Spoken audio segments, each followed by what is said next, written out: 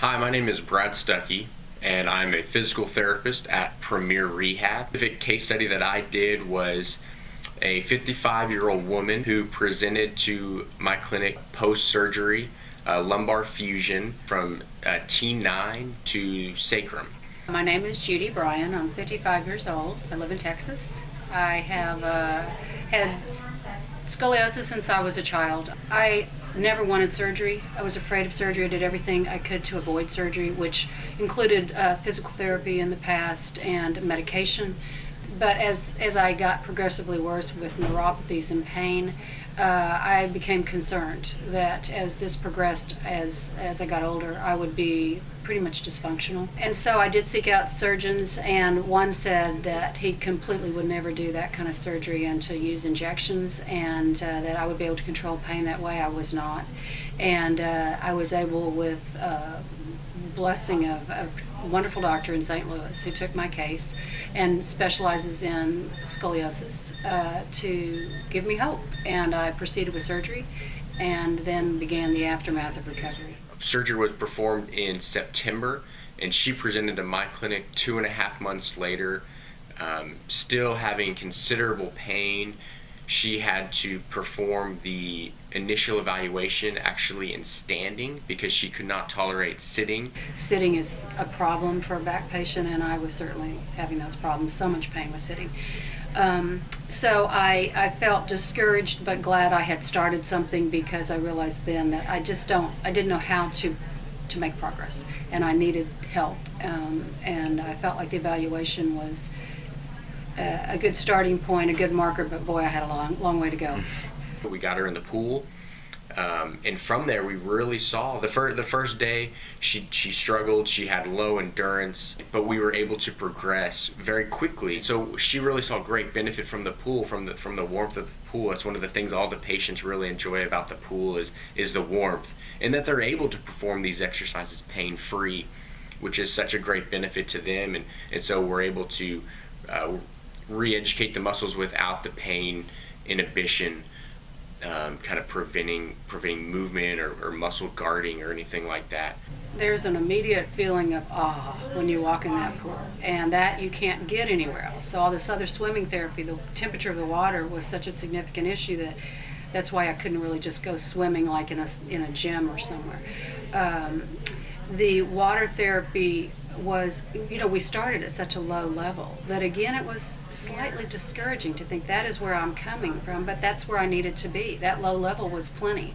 And I had pain as I left therapy, never during really therapy, but afterwards. That day would be a very hard day for me, with a lot of neuropathies and back pain. And but I knew I was doing what I needed to do, and I had your direction, Brad, because otherwise I had a lot of fear. You asked me at one point, and it was such a good question, of what is it that's limiting me? And you nailed it when you said it's fear. I was afraid of hurting myself, that I didn't know what my limitations were, and the last thing I wanted to do was mess something up, because I was in such a still an early phase of my healing. And so I needed direction, and that was the biggest issue I was getting direction. But the water therapy was so different than what I could do on land. Everything on land hurt. So we instituted a core, kind of a lumbar stabilization program, where we focused on muscle re-education, getting the proper firing patterns of the core stabilizers. We also did some scapular strengthening exercises, as well as some lower extremity exercises, kind of functional things, including some squats, some step-ups, things that would really hopefully carry over to outside of the pool. We also instituted a walking program that she was able to walk pain-free in the pool. We were able to increase the intensity, the speed of the treadmill, and she was able to really walk at a pretty good clip and improve her endurance. And she really saw a lot of carryover to her function, her daily life. She was able to tolerate prolonged sitting.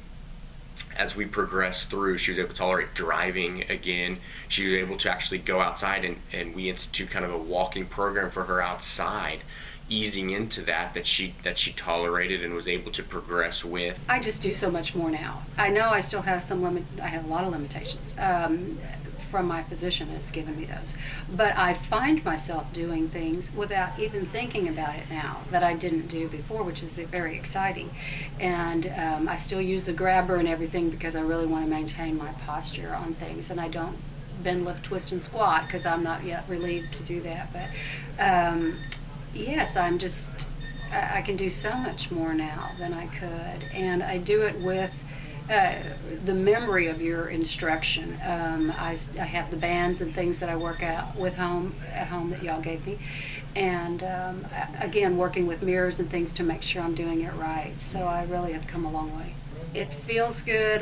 You have complete control. You can do exercises with, walking backwards. You can walk on sideways. You can use the jets. You can do your arms, your upper body, everything in the water that you just didn't know you could do. It isn't the old lady aerobics on Saturday mornings with caps on your head. It's not that session. It's a very directed, it's like being in the gym, but you're just underwater. And until you do it, you kind of don't know what it's like, but it's really good. And she has since discharged and is doing very well. And so, we thank HydroWorx for that, and would recommend this to a lot of patients that have high pain levels or just unable to tolerate land therapy. I wish I had one at home. I would use it every day.